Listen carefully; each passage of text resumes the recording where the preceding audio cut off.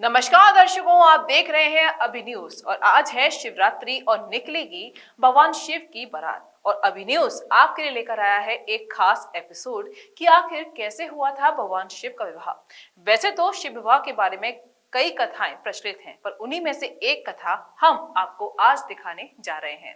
कहते हैं कि जब भगवान महादेव और पार्वती का विवाह होने जा रहा था तो विवाह उत्सव की तैयारियां जोर शोरों से चल रही थी और भगवान भोलेनाथ के गण यानी कि नंदी, दैत्य, पिशाच आदि उस मस्ती में झूम रहे थे। ठीक उसी समय दुर्वासा ऋषि का भगवान भूत भगवान भोलेनाथ से मिलने के लिए आगमन हुआ और भंग की तरंग की मस्ती में बाबा भोलेनाथ के गणों ने दुर्वासा ऋषि के साथ अभद्र व्यवहार कर दिया, जिससे कुपित होकर दुर्वासा ऋषि ने अपने स्वभाव के अनुरूप ये श्राप दे दिया कि जिसके विवाह की मस्ती में तुम सब कुछ भूल रहे हो, उस भोलेनाथ का विवाह इस रूप में पार्वती से कभी नहीं हो पाएगा। जिस पर भगवान श्री भोलेनाथ के नंदी ने क्षमा याचना की और दुर्वासा ऋषि को भी कुछ पश्चाताप हुआ। ठीक उसी समय भगवान विष्णु द्वारा प्रकट होकर कहा जाता है कि ऋषि, महर्षि और संतों के क्रोध और श्राप में भी विश्व का कल्याण छुपा होता है, जिसके बाद सही भगवान भोलेनाथ के विवाह की तैयारियों में जुट गए। कहा जाता है कि भगवान भोलेनाथ नंदी पर सवार होकर निकले, जिन पर पाउडर की जगह शमशान में जल रही चिताओं का भस्म चढ़ाया गया। हार मालाओं के श्रृंगार की जगह भगवान भोलेनाथ के गले में सर्पों की माला और शमशान से उठाए गए नरमुंडों की मालाएं पहनाई गईं। कानों में बालियों की जगह बिच्छू लटकाए गए और बाबा भोलेनाथ बड़े ही भयावह रूप में अपनी बारात लेकर चले। जैसे ही बारात उनके ससुराल पहुंची, द्वार पर माता पार्वती के माता पिता भगवान भोलेनाथ के इस रूप को देखते हैं तो वह सहम जाते हैं। परंतु जब बारात आ ही चुकी थी तो स्वागत करना ही था। उसी समय जब बारात का स्वागत करने आई महिलाओं द्वारा भगवान भोलेनाथ से द्वार पर दिए जाने वाला नेग मांगा गया तो उन्होंने नेग में अपने गले से हार मालाओं के स्थान पर पहने सर्पों का हार उतार कर महिलाओं के थाल में रख दिया, जिस पर वहां चीख पुकार मच गई और सभी वहां से भाग गए। माँ पार्वती की माँ बेहोश हो गई और विवाह का ये उत्सव कुछ समय के लिए रुक गया और भगवान भोलेनाथ वही अपना डेरा जमा कर बैठ गए। जिसके बाद माता पार्वती ने अपनी मां से आज्ञा लेकर भगवान भोलेनाथ से अपने दिव्य रूप में आकर विवाह करने की बात कही, जिसे महादेव ने सहज स्वीकार करते हुए अपना दिव्य स्वरूप धारण किया। और कहा जाता है कि फिर बाबा महाकाल का ऐसा श्रृंगार किया गया कि 16 कलाओं से परिपूर्ण भगवान श्री कृष्ण से भी दिव्य रूप में उनके दर्शन हो रहे थे और प्रभु बारात लेकर पहुंचे, जिसके बाद शिव और पार्वती का विवाह संपन्न हो गया। तो दर्शकों, कैसा लगा आपको हमारा यह एपिसोड? कमेंट के माध्यम से अवश्य बताएं और ऐसी ही खबरों को देखने के लिए बने रहिए अभी न्यूज के साथ। देखिए, सर्वप्रथम आपके माध्यम से शिवरात्रि महापर्व की हम सभी को, सनातन धर्मावलंबियों को एवं समस्त भगवत भक्तों को हार्दिक शुभकामनाएं प्रदान करते हैं।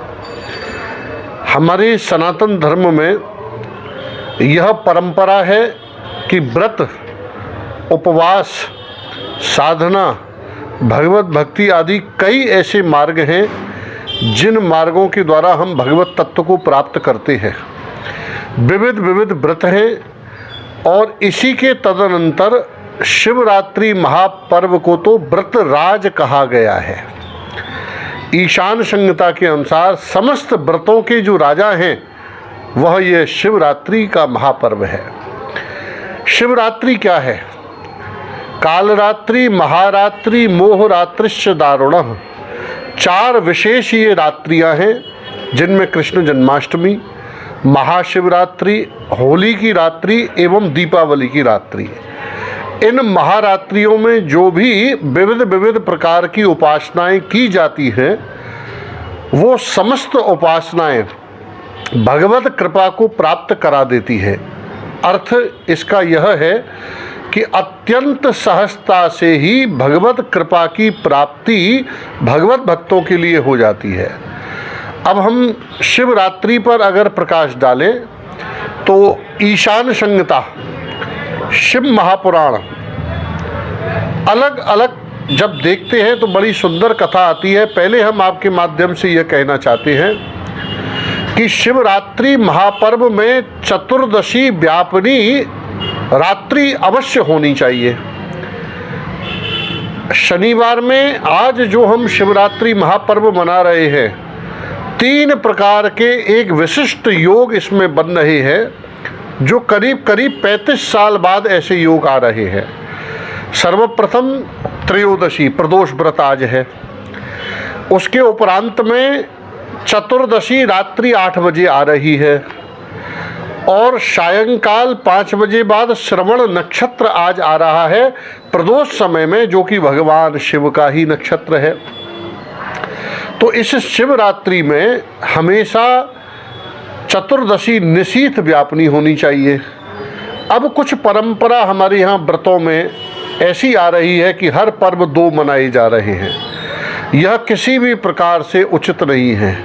भगवान का स्पष्ट आदेश है श्रीमद् भगवत गीता में कि यह शास्त्र विधि मुत्सृज्य वर्तते काम कारतः, हम शास्त्र के अनुसार पालन करें।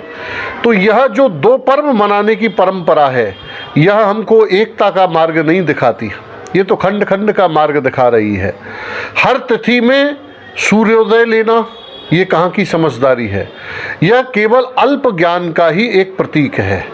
कहीं रात्रि हमें लेनी चाहिए, कहीं तिथियों में हमें सूर्य उदय लेना चाहिए, इस पर भी विशेष ध्यान रखना चाहिए। इसके भी उपरांत हमारी जो भी गुरु परंपरा है, हम गुरु परंपरा के अनुसार व्रत नियम करें। आइए अब शिवरात्रि पर थोड़ा प्रकाश डालते हैं। शिवरात्रि महापर्व के दिन पद्मकल्प की कथा है ईशान संहिता के अनुसार कि ब्रह्मा जी ने सोचा कि इस अखिल ब्रह्मांड के हम ही कर्ता धर्ता हैं।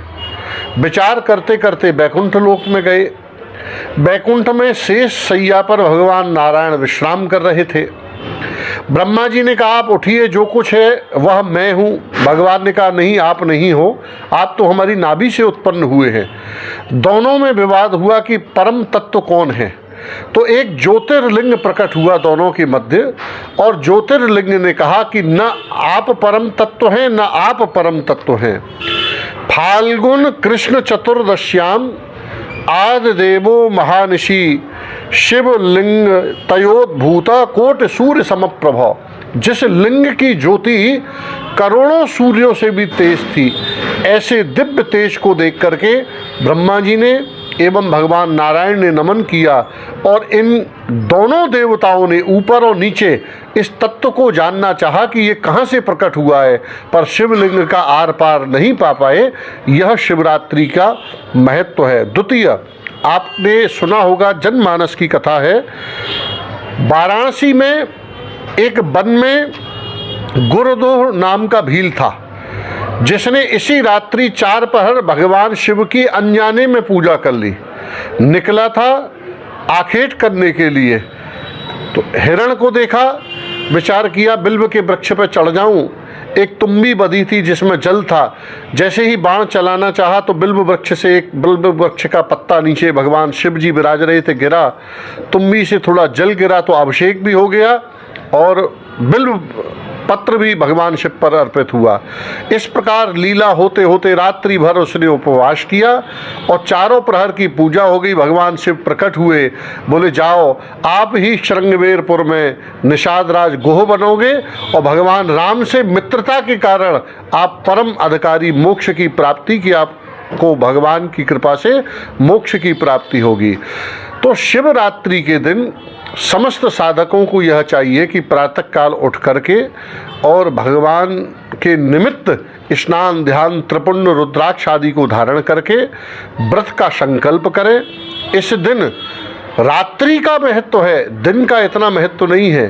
भगवान शिव का निरंतर स्मरण करते करते रात्रि काल आने पर निशीत काल में भगवान शिव का आज के दिन प्रादुर्भाव हुआ है। हम इस पर्व को जयंती दिवस भी कह सकते हैं। और सर्वप्रथम प्रथम प्रहर की पूजा, इसके उपरांत द्वितीय प्रहर की पूजा, तृतीय प्रहर और चतुर्थ प्रहर सुबह 4 बजे के बाद में भगवान शिव का अर्चन करके, अर्थात संपूर्ण रात्रि में 4 प्रहर शिव रुद्राभिषेक कीजिए या आचार्यों के द्वारा कराइए। महामृत्युंजय मंत्र का जप कीजिए, शिव पंचाक्षर मंत्र का जप कीजिए, अखंड दीपक जलाइए। इस साधना के द्वारा ही सहजता से भगवान शिव प्रसन्न हो जाते हैं और जिस पर भगवान शिव प्रसन्न हैं उस पर अखिल ब्रह्मांड की समस्त शक्तियाँ प्रकट हो जाती हैं, प्रसन्न हो जाती हैं और सदा भक्तों को साधकों को वह शक्तियाँ आशीष प्रदान करती है। तो हम आपके माध्यम से बारंबार शिवरात्रि महापर्व की सभी को हार्दिक शुभकामनाएं प्रदान करते हैं। आज ही लाएं अपनी मनपसंद Maruti Suzuki car Uma Motors Arena से और पाएं तुरंत फाइनेंस की सुविधा कम से कम ब्याज दर पर। साथ में आपकी पुरानी गाड़ी की सबसे ज्यादा एक्सचेंज कीमत पाएं ट्रू वैल्यू में। नंबर नोट करें 9997682222।